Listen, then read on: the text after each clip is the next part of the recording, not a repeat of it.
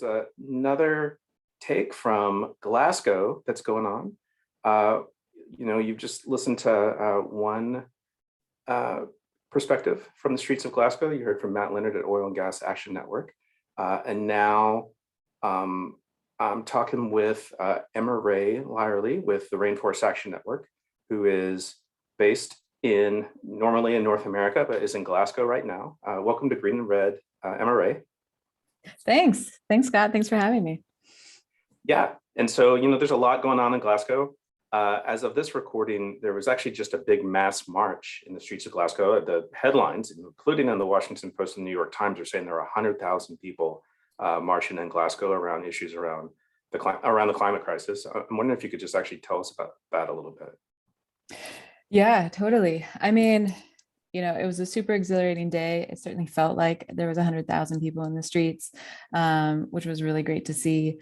I think, when we talk about Glasgow, the first sort of thing that is important to mention is all the people that aren't here right now.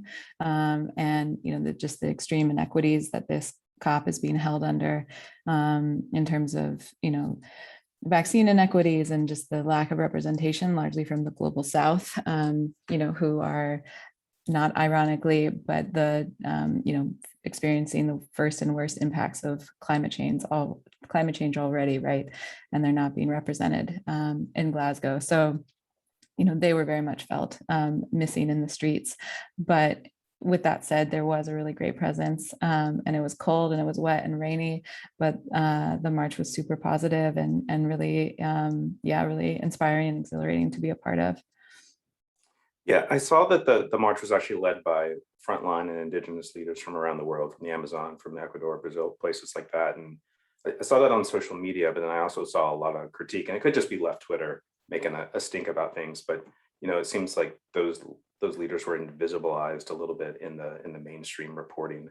And I'm wondering, at least in my experience in working, particularly in like international global climate spaces, that the politics and messages are very influenced and drawn from those voices from frontline communities, from the global South, from communities in forests, tropical forests, which are being impacted. And I'm just wondering if you could speak a little bit to the importance of those messages that are happening there. Yeah, definitely. Both the climate strike for Friday march that happened and the march yesterday on Saturday, were led by Indigenous delegations, which was great to see. And, there's certainly, I think a strong Indigenous presence all throughout COP, both inside the venue, the formal venue and outside as well. And I think, those messages are being heard loud and clear. I think that they're very much being taken up by, the people's movement. And I think, unfortunately, they're also being somewhat co-opted at this COP by, the leaders and the corporates in the room as well. So, they're getting talked about on the stage, I think to varying levels of success or impact. But yeah, certainly, the fact that Indigenous people are in the room and leading is critically important, and we need to see more of it for sure. Yeah, it's been actually really nice to see leaders like Tom Goldtooth, very prominent and very centered in a lot of at least the movement media that I see. Shifting a little bit to issues around tropical forests, at the maybe before or right at the beginning of the COP, this COP26, it's been reported that 100 world leaders have agreed to end deforestation by 2030. And I'm wondering, there's many questions that can come from that, but I'm assuming that at least a part of that is going to be around, policy in those countries and then also resources.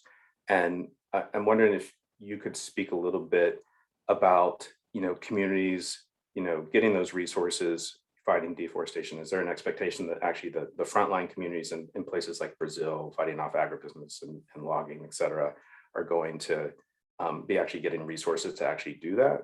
And then especially with the view that we have really reactionary governments in Brazil and Indonesia, which are two of the sort of like front lines of global deforestation, tropical deforestation.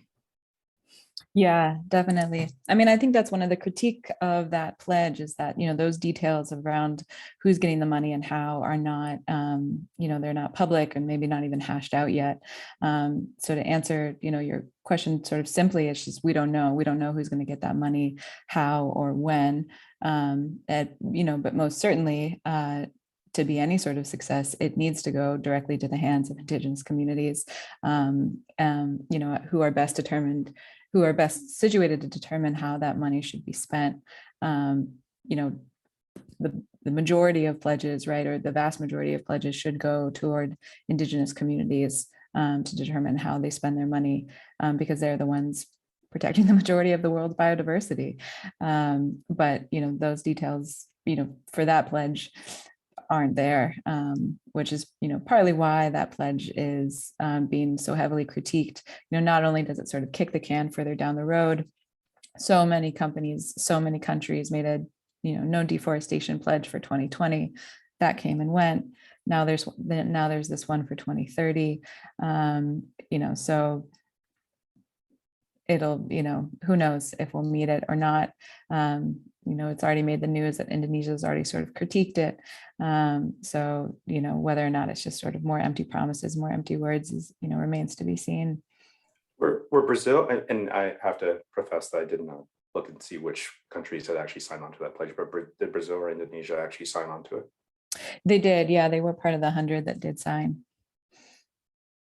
And I'm kind of curious if you could speak a little bit more, like campaigns like a Rainforest Action Network and groups that support communities on the ground, and which does a campaign supporting communities on the ground in Indonesia, and then organizations which are doing support work for communities on the ground in Amazon, similar for in Congo. Can you actually speak a little bit to why these campaigns are so important? And also in North America, there's a sort of there's a new sort of campaign. I don't know what to call it, like a sort of like campaign around land back, which also is uplifting, land defenders, indigenous communities which are fighting pipelines and deforestation and everything out, across the board. I wonder if you could speak a little bit more to why campaigns like that are so important, whether it's done by allies or whether it's being done by the communities themselves. Yeah, definitely. I mean, speaking specifically to forests, right? These campaigns are so critical because there is no climate stable future without forests. Forest ecosystems are just critical to all life on Earth. They manage our water supplies. They manage, our weather patterns. They help cool the planet. They provide, the land and shelter and home for millions of species, including millions of people. There's just, there's no future without forests. And so we have to protect them and we have to keep them standing at all costs. Sort of what I said earlier, but the people that are really on the front lines of that, the people that have been protecting the forests and their land for time immemorial are Indigenous communities and local communities who,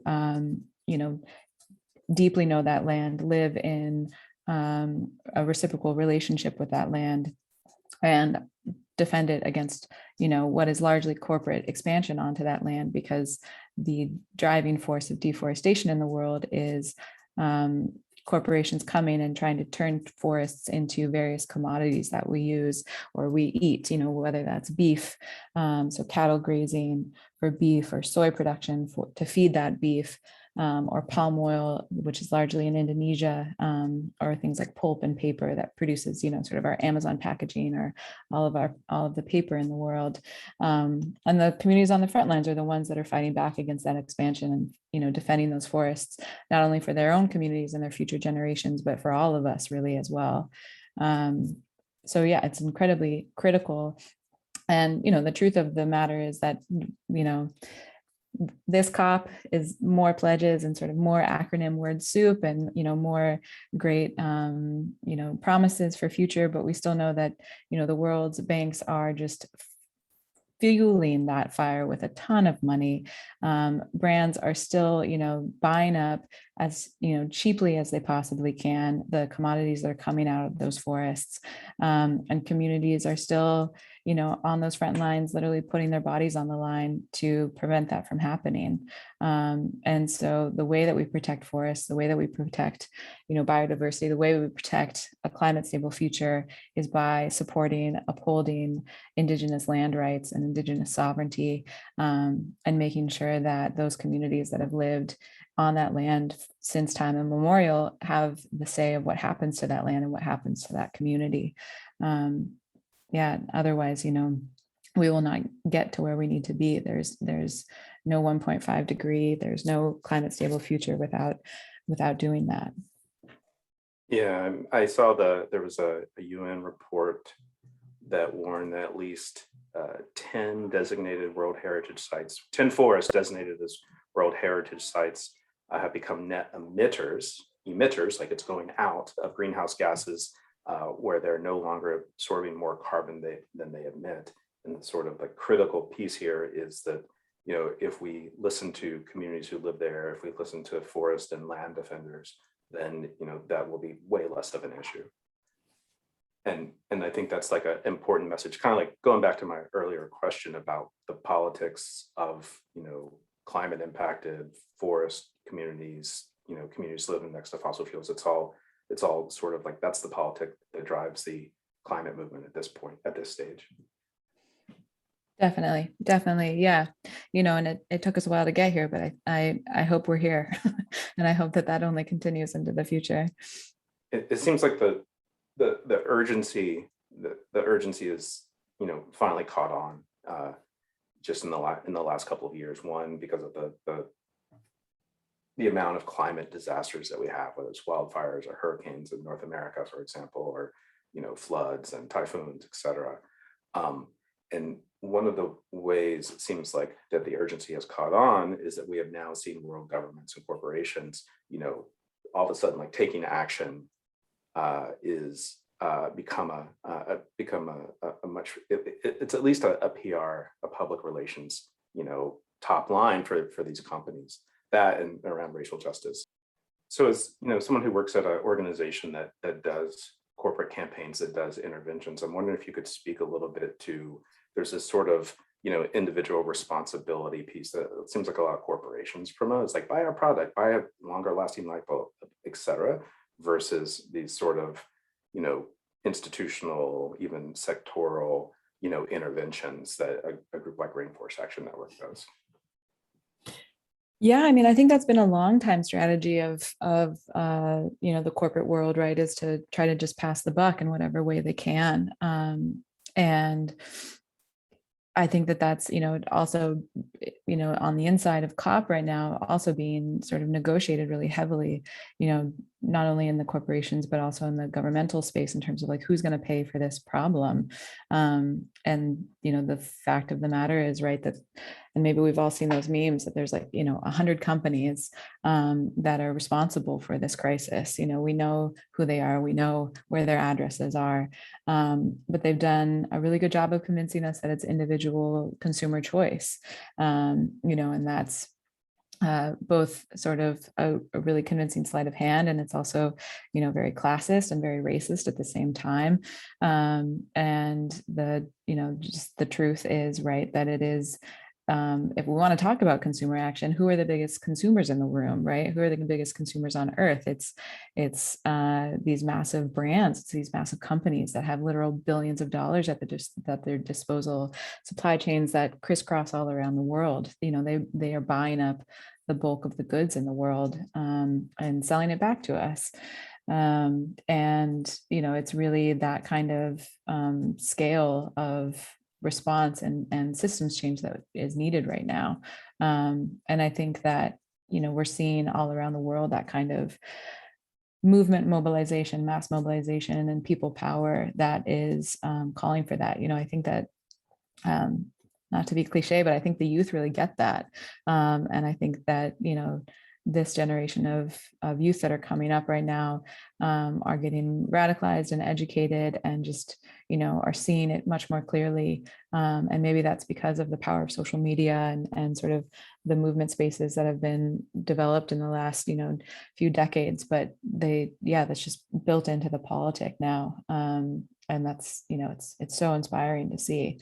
At the Strike for the Climate March on Friday, it was incredible to see these young kids come out and just have the most radical analysis.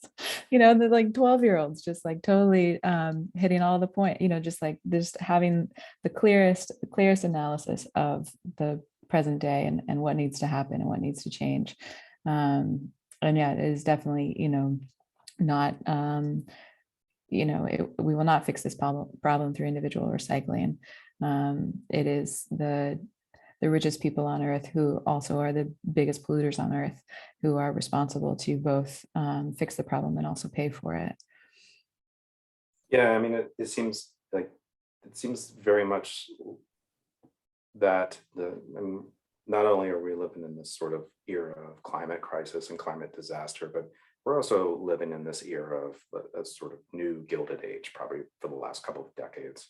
And it seems like youth, 12-year-olds and second graders, and have already are caught on to that, and that I don't even think the 1%, those uber wealthy, the heads of these corporations, the people who are making lots of money of it, have actually I feel like they're so insulated they haven't even really picked up on that, and it's eventually gonna come back and overwhelm them. We'll come out with the guillotines or what have you. We like to talk about guillotines on Green and Red podcast. But some of the current PR strategy, the word that's thrown around a lot is greenwashing versus real action. And I feel like that actually describes a little bit of what we're talking about. And I'm wondering, just to kind of bring it back to Glasgow, what is the level of greenwashing that you are seeing while you're there in Glasgow?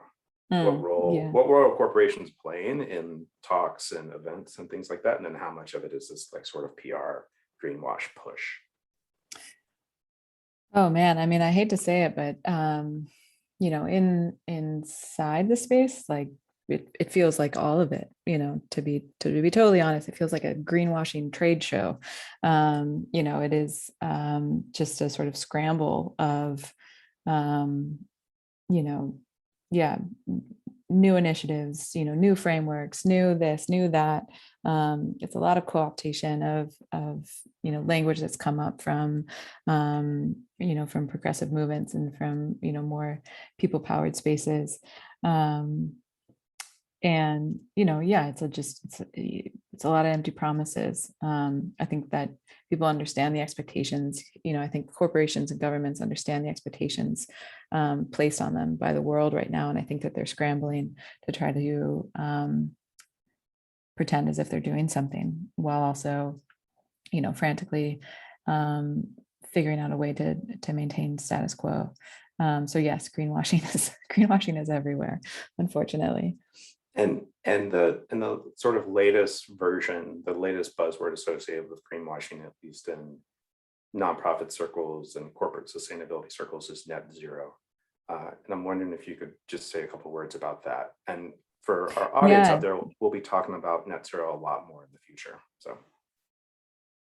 Yeah, definitely. Net zero, and sort of the full phrase being net zero by 2050, is sort of the claim from governments and the private sector, about that's when we're going to sort of reach, net zero carbon emissions by, and the fact of the matter is 2050 is way too little and way too late. If that's, when we leave our carbon emission reductions to, the world is going to face catastrophic, irreversible impacts. And so, yeah, it is, a very slick phrase and just sort of, another, or maybe the latest greenwashing phrase of the moment. Yeah, I feel it seems like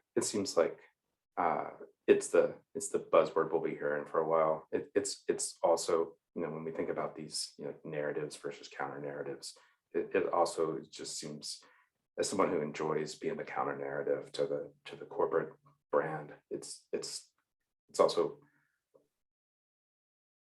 it is a challenge to be able to go in and be able to sort of undermine that and undermine them in that conversation. So I look forward to that, which is why hopefully we'll be talking a lot more. I hope we're actually hoping to do an episode in probably after COP with folks to talk about net zero just in general. We're trying to get people with the Climate Justice Alliance to come talk to us about it. Awesome. My last question, the sort of wrap up question is, do you have any final words or final thoughts of what we should be watching for in the second week of the COP? Because it's just the first week has just ended and it's going to go on for another 5 days, I believe. Yeah, I mean, today, you know, the People's Summit for Climate Justice just started here in Glasgow. I think there's a lot of sessions that are also online. So if folks aren't in Glasgow, I would definitely encourage people to tune into that. You know, I think that those are the spaces that give us the tools and the skill building and the analysis that we need to think about and build the future together. And yeah, I'd say, you know, sure, give Ran a follow. Follow along with us. There's also just, yeah, so many great, I mean, everyone is represented here. You know, there's so many great organizations to follow. And, you know, I think even just like hashtag COP26 is a great hashtag to follow just, you know, for the events of the day. Emma Rae, it's been great talking to you. Emma Rae Lierley with Rainforest Action Network from the streets of Glasgow. Folks, you know, check us out on Facebook, Instagram, Twitter. We've been posting a lot about COP26, and you're going to see even more of these clips from us coming soon. And we'll talk to you again soon. Awesome. Thanks, Scott. Yep.